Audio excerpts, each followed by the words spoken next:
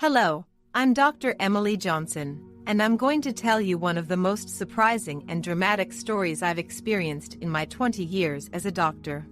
That day started like any other.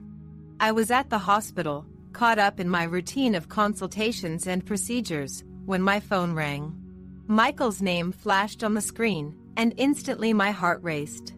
He never called during my shift unless it was urgent.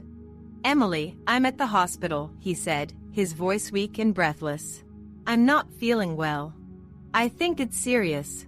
I dropped everything and rushed to the emergency room. When I arrived, I found Michael lying on a stretcher, pale and sweating. Nurse Claire was by his side, trying to help him. "Michael, I'm here," I murmured, holding his trembling hand. "Emily." "I don't know what's happening," he whispered, his frightened eyes meeting mine. "We'll figure it out, sweetheart." "Stay calm," I replied, trying to control the panic threatening to overwhelm me. That's when Dr. Charles Whitman, the new hospital director, entered the room.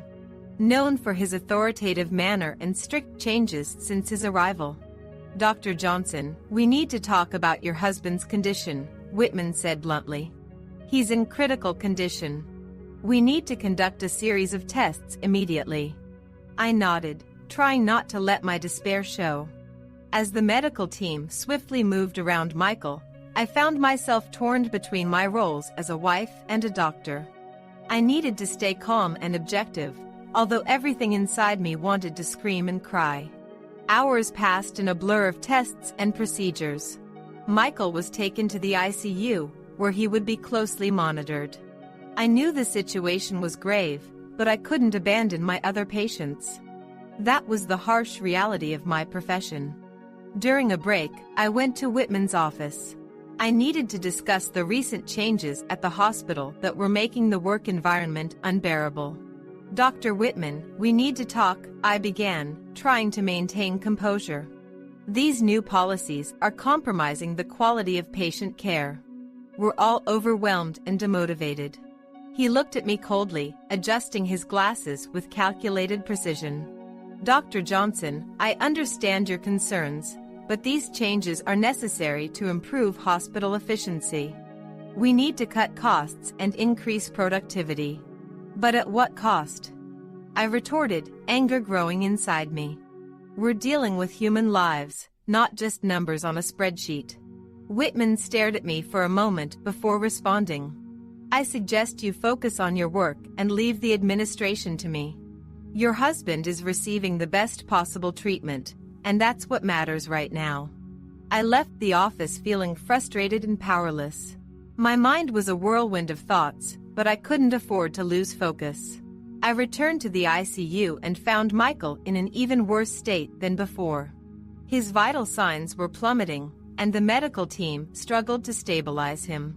"Emily," he whispered, barely able to open his eyes. "I love you." "I love you too, Michael. Stay with me, please," I pleaded, tears streaming down my face. That night was one of the hardest moments of my life. I stayed by Michael's side, holding his hand, as the monitors beeped incessantly. With every passing minute, I felt hope slipping through my fingers. "He's strong, Emily," Claire said, trying to comfort me. "We'll do everything we can." I nodded, though uncertainty consumed me. I needed to find a solution, a way to save Michael and handle the chaos at the hospital. But in that moment, all I could do was wait and pray that he would pull through. The nights in the hospital blurred into days. I found myself trapped in an exhausting routine, torn between my role as a doctor and the anguish of being a wife. It was impossible to describe the pain of seeing Michael there, motionless, while the medical team fought to stabilize him. Sitting beside his bed, holding his cold hand, I wondered how abruptly our lives had changed. The hours dragged on. The light from the cardiac monitor was the only thing breaking the darkness of the room. I couldn't close my eyes, fearing that if I dozed off, Michael might need me and I wouldn't be there. "Emily, you need to rest," Nurse Carla, a longtime friend and colleague, said as she entered the room with a concerned look. "You won't be any good to anyone if you keep this up." "I can't, Carla." What if something happens to him while I'm not here? I replied, trying to hide the desperation in my voice. The team is doing everything they can. You need to trust them and also take care of yourself, Carla insisted, placing her hand on my shoulder. The days blurred into a whirlwind of tests, consultations, and heated discussions with Dr. Whitman. With each new directive he implemented, the hospital environment grew more tense. The new cost-cutting policies directly impacted the quality of patient care, and I couldn't stay silent about it. Dr. Whitman, we need to talk, I said, barging my way into his office after yet another frustrating meeting. Emily, I'm busy. Can it wait? He replied dismissively. No, it can't. The changes you're making are hurting patients and the medical staff. I can't accept this, I asserted firmly. He sighed, removing his glasses and rubbing his temples. Emily, these decisions are necessary to keep the hospital running. We need to cut costs. But at what cost, Charles? We're talking about lives here, not just numbers on a spreadsheet. I retorted, my voice rising with frustration. Whitman remained silent for a moment before responding. I understand your concern, but my responsibility lies with the hospital's financial viability. I left his office more determined than ever to fight against those changes. I found support among my colleagues, who were also dissatisfied with the new administration. Together, we began planning ways to confront Whitman and try to reverse some of his decisions. But then, the worst happened. Michael slipped into a coma. The news hit me like an avalanche, crushing any remaining hope I had. I was faced with the possibility of having to withdraw life support, something I never imagined having to consider. Emily, we need to discuss our options, Dr. Anderson, one of the doctors overseeing Michael's case, said with a grave look. I can't do this, I replied, tears streaming down my face. He could still wake up. I know he can. I understand your pain, but we need to be realistic. His condition is critical, and the chances of recovery are minimal. Desperate, I turned to the only thing that could offer me some solace, faith. I knelt beside Michael's bed and prayed like never before. I begged God for a miracle, for a sign, anything that could give me hope. Please, God, don't take him from me. I need him. I don't know what to do without him, I whispered between sobs, feeling lost and powerless. The days that followed were even more difficult, but faith and the support of my colleagues gave me the strength to carry on. Despite all the hardships, I wasn't willing to give up. Michael was my life, and I would do anything to bring him back. The early morning was cold and silent when the hospital alarm blared, shattering the illusory peace of the night. I was by Michael's side, holding his inert hand, when I was urgently called to the emergency ward. An outbreak of a contagious disease had hit the hospital, putting all professionals and patients at risk. Emily, we need you on the front lines, Nurse Clara said urgently, her voice filled with urgency.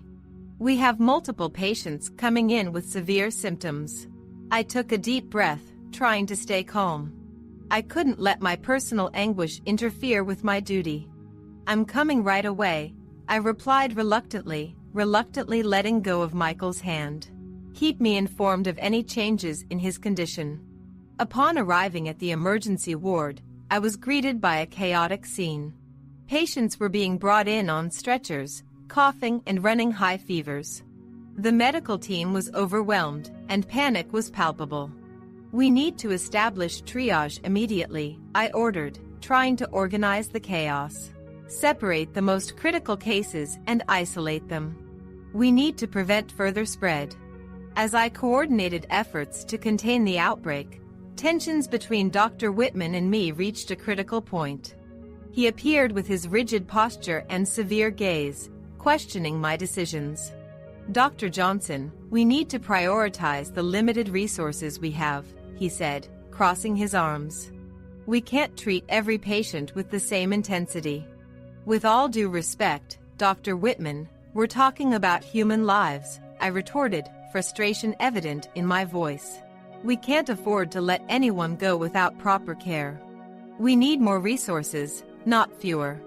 Emily, be realistic, he insisted. We're in the middle of an outbreak. We need to be practical. Being practical doesn't mean being inhumane, I replied, anger simmering inside me.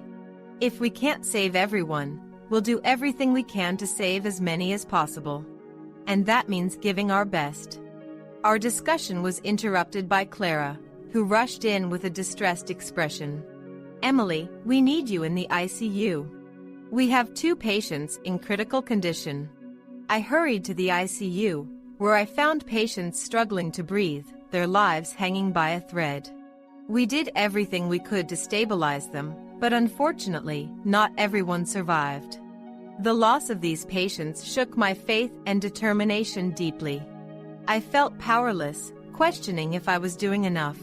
During a brief break, I sat in the corridor, trying to catch my breath. It was then that I saw something that reignited my hope. Michael, still in a coma, showed slight signs of improvement. His hands moved faintly, and his vital signs were more stable. Clara, come see this, I called out, my voice trembling with emotion. He's responding. Clara rushed over and looked at the monitors. It's true, Emily. He's getting better. That small improvement in Michael was like a ray of light in the darkness. It reignited my hope and gave me strength to keep fighting. I returned to the front line, more determined than ever to confront the outbreak and save as many lives as possible. The following days were a constant battle. The tension between Whitman and me persisted, but gradually, he began to realize the importance of our actions.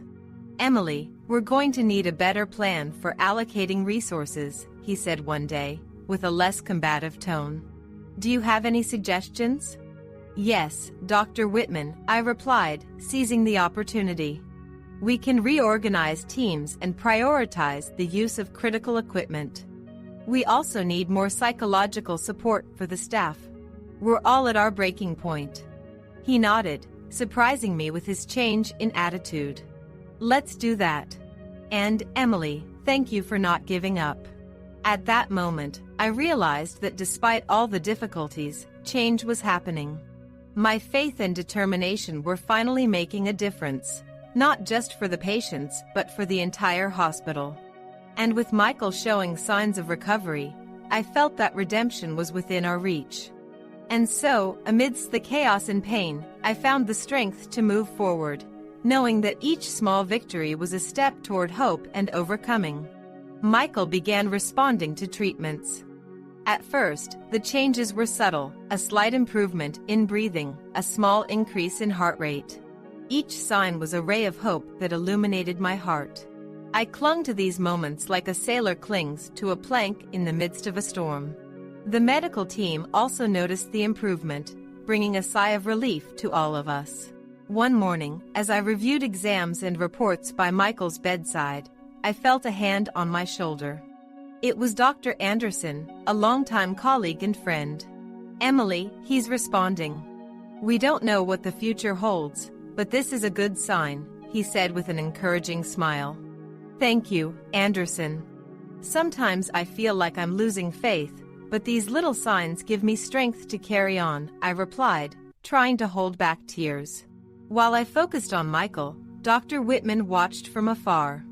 I knew he was questioning his administrative decisions, but I didn't yet know to what extent it affected him. He had always been difficult to read, with an impenetrable facade. Yet, I sensed a subtle change in his posture and gaze. The days that followed were exhausting. I continued to fight on the front lines against the outbreak, coordinating efforts to treat the infected while closely monitoring Michael's progress.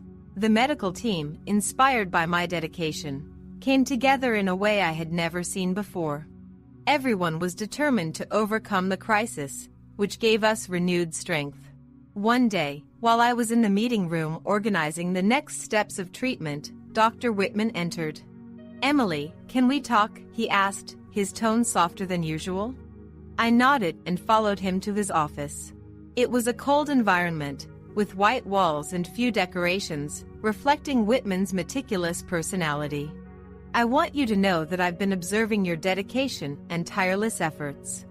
I admit that perhaps I've been hasty in some decisions," he began, visibly uncomfortable.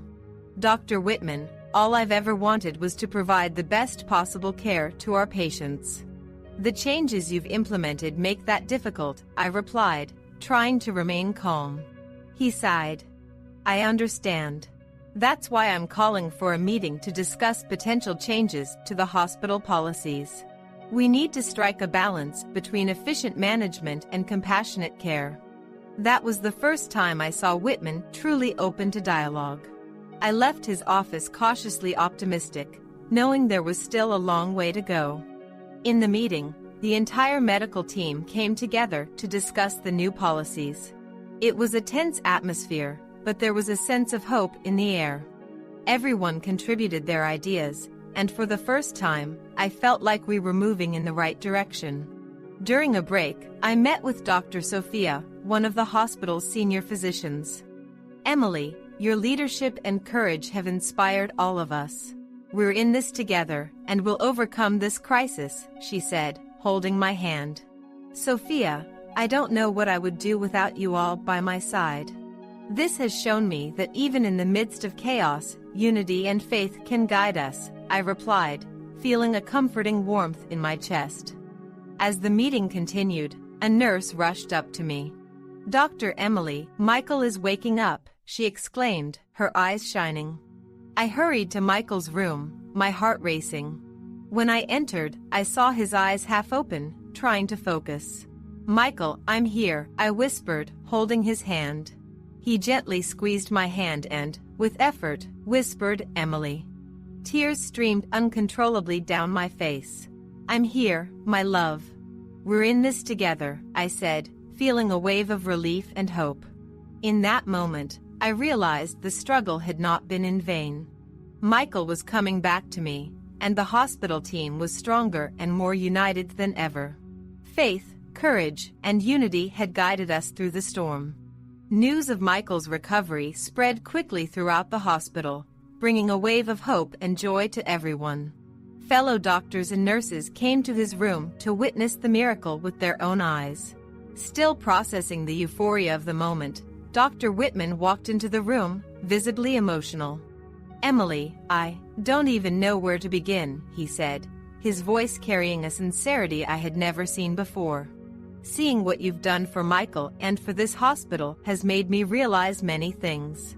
I looked at him, surprised. "Dr. Whitman, I just did what anyone would do for someone they love." "But you did more than that," he insisted.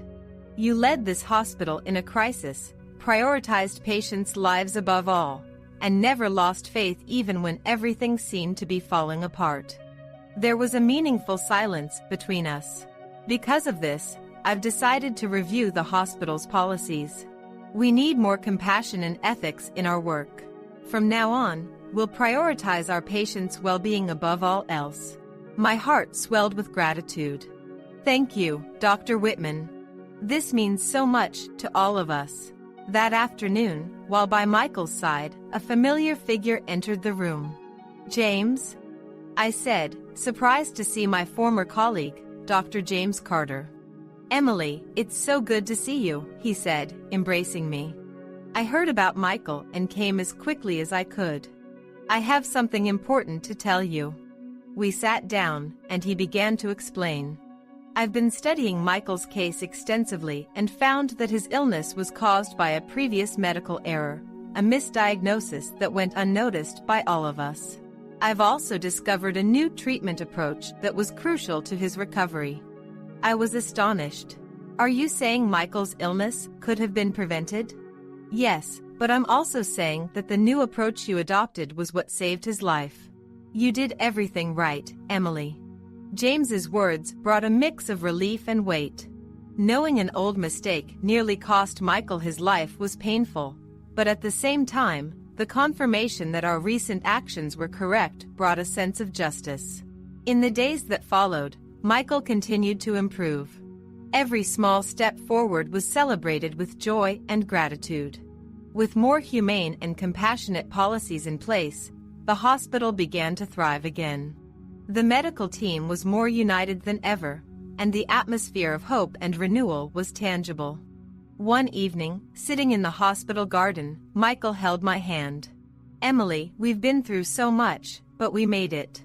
And all because of your strength and determination." I looked into his eyes, feeling a deep peace.